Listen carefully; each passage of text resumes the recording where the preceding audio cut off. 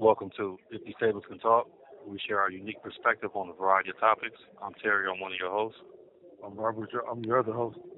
Patrick, he had something to do today, so he's stepping out. So it's just the two of us. But we got a special guest today, man. We got one of the older fellas, man, that's pushing that positive movement.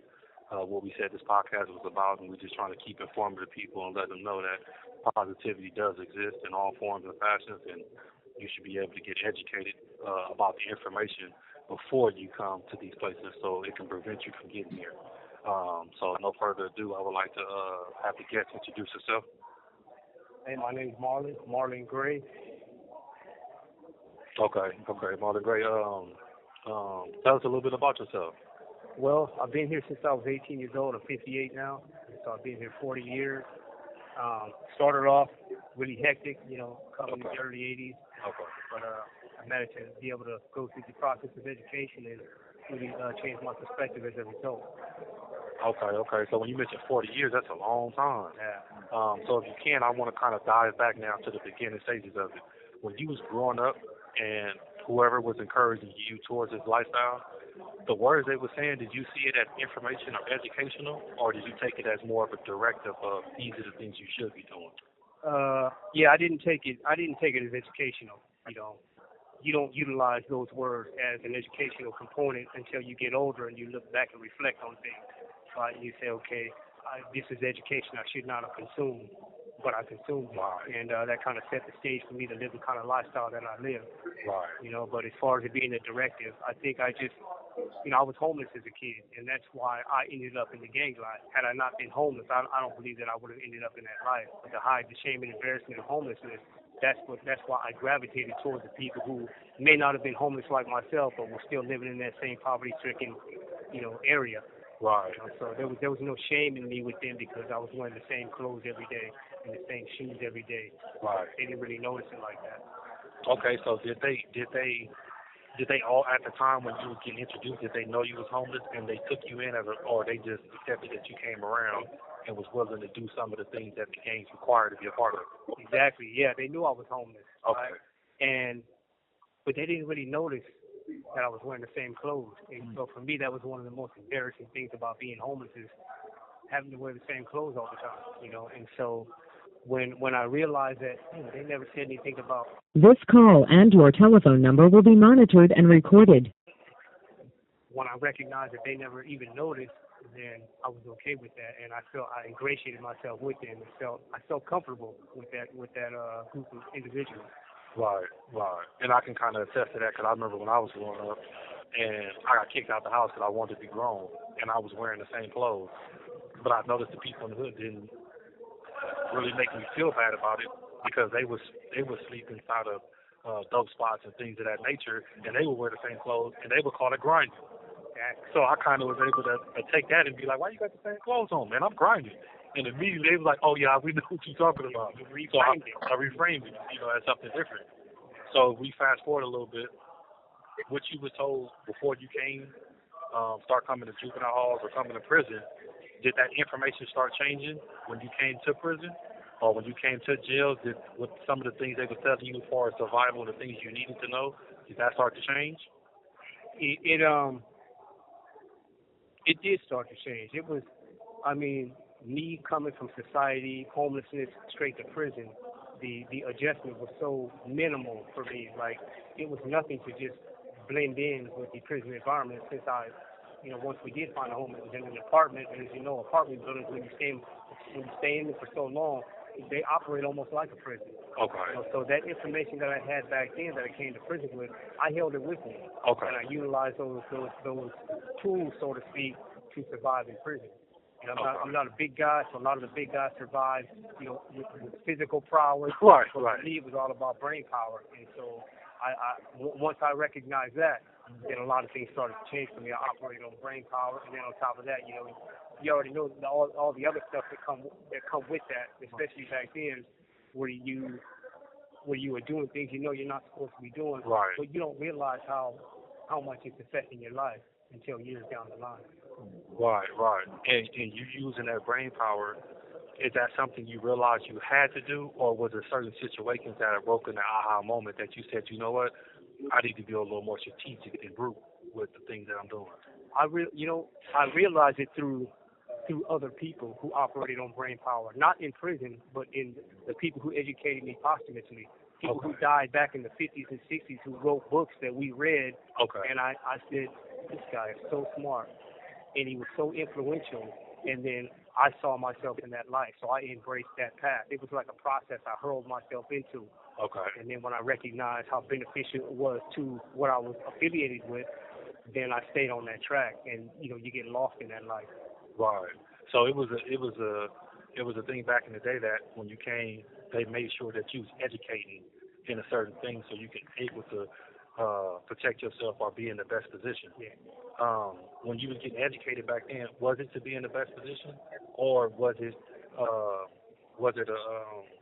collective thing? Was it a collective thing or an individual thing? It was a collective thing at first, Okay. because before you come, the guys who are already here, they want to sustain whatever ideology is going on Okay. in these prisons. They want to groom you so that you embrace that same path to keep things going, and you groom the next person. Right. So that's how it was. And then after a while, it became an individual thing. I started to study a lot. Okay. 24/7. I was very studious. I'd be out in the cell hours of the day, days at a time, just studying. Going to AdSeg, shoot, studying. And when I understood how important it was for me to project what I have learned onto my affiliation, Right. in order for them to also sustain the ideology that I was pushing. Right. That's how that works. Okay. Yeah. And when I came and I realized that our prisons and our cells are supposed to be in prison, our cells are supposed to be our safe haven. But a lot of times you cell up with people that don't protect that space. They take information outside the cell. Mm-hmm. So at the time when you were studying and doing what you were doing, you were trying to develop into the person you wanted to be.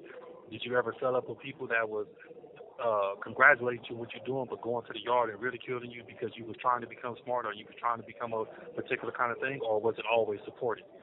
Well, it looked like it was supportive. So, I've never known any of my cellies that went out there and did something like that. Okay. But in the cell, I would always celly up with people who were, potentially on the same page. Okay. And we would study together. Right. So we would be on that same path together. So that was always my objective when I went to go look for a cellie, was Okay. find somebody who was on the same page. Okay. And can you think of any kind of books or any aha moments that when you was going down this path, but you was kind of teetering on what you should or shouldn't do? Any books along the line that helped you stand fast to what you was believing that you needed to be? Yeah, I think initially when I came, every black I knew was reading revolutionary militant material. Okay. Right? And so what countered that for me was reading James Allen's As a Man Thinking. Okay. Right? That whatever I put in my brain, that's who I really am. Right. Whatever I consume, it's going to project itself outward. Okay. So that right there made me look at studying what I was studying differently. Why was my mentality the way that it was? It was that way because I was reading all this revolutionary stuff. But I can change that. So Right. That's what happened with As a Man Thinking. That was the first book. So at what point during that journey did you decide that you wanted to change? What made you want to change? 1996. It's a little story. There's an Asian guy sitting on the curb. At the time, I was a full-blown gang member. Okay. I was sitting on the stairs in Tehachapi with 8 of my homies from my immediate neighborhood. This Asian guy, I remember looking at him. He was standing there by himself, and I started thinking, this guy doesn't have to worry about nothing. He doesn't have any gang politics to deal with. He doesn't go to the hole. And I knew him from New Folsom. Okay. And somewhere in me, I tapped my homie and I said, hey, I'm going to be like that dude one day. Right. And they started laughing at me, right? Years later, fast forward almost 30 years later, COVID hit. I was in Calipatria working out by myself. Dude named Yayo from Peblos comes over to me and says, hey, Greg, you know what I see when I see you? I said, what? He said, peace. Now, by then, my life was already transformed. Right. I already stepped away from the gang life and all that. Right. And it reminded me of that day. So I think that day, a seed was planted when I saw that Asian dude. But I still held on to that life for years before I stepped away in 2015. Right. Before I said I'm done with this life. But it was recognizing my potential to impact the lives of other people in a good way and not in a negative way. Now, when I put my hand on your This call and your telephone number will be monitored and recorded. Now, when I put my hand on your shoulder, it's not, hey, let me go holler at you about this issue. Now it's, hey, you all right? You good? Let's go do this. Let's go. As far in terms of education or Right. self-help or what have you. So it's an entirely different perspective for me. Right. And to go to that, right, it was so powerful with me because what resonated to me, how you seen him and you transformed and somebody came and said, hey, I see you like they seen that person. Full circle. So hopefully you transformed him to a point where he seen peace. And I was with my celly a while ago, and he was like, bro, it's crazy. I said, what happened? He said, when I was a kid, I was watching a movie, and I seen a guy standing over a guy shooting. He was like, and guess what I'm in jail for? Standing over a guy shooting him. But I always remembered that image. And this is where I'm at now. And I can point back to, I remember when I said I wanted to be that guy. So when you coming back with that positive effect of it, it lets us know the seriousness of being dedicated to who you are and allowing people to catch up to who you are, and you giving them a bit of that grace that you gave yourself when you was transforming. Exactly. I definitely appreciate that. So after that, was there any other poignant moments that after you had your peace and you was pushing it, was there anything trying to pull you back and take that peace away from you?